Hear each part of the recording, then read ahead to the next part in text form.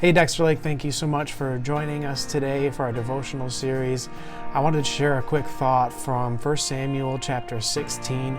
This is where David is going to fight Goliath. At first, King Saul says, "You can't do that.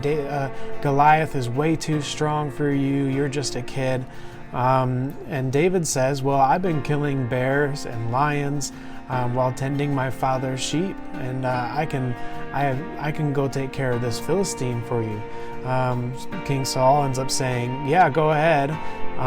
Ends up letting him do it, and then Saul tries to give David his armor, his own armor, and when David puts it on, it doesn't feel right. It's too big. It's not right. It doesn't fit him, and he says, "I can't go out in this. I'm not used to it."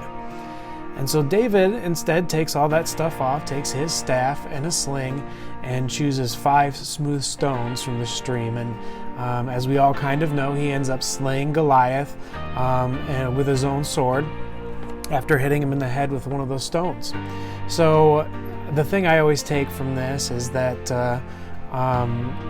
David was prepared ahead of time for what happened. He, without even knowing it, he slayed bears and lions, and he didn't know that this would end up meaning that he would take out a Philistine and save the day for the Israelite army, but he was prepared ahead of time. When he put on the clothes that Saul gave him, it didn't work, it wasn't right, it didn't fit right, so David ended up choosing to just be himself and do what he knows.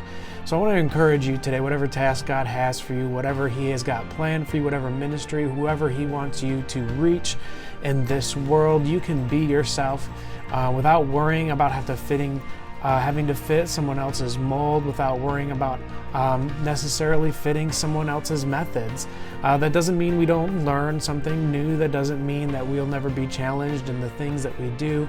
But it does mean that we can take the gifts that God has given us and run with it, take the experience and the trials that God has given us and the lessons that we've learned and run with those. So I want to encourage you today to be yourself and run with the gifts that God has given you. Thank you so much. Hope you have a great day.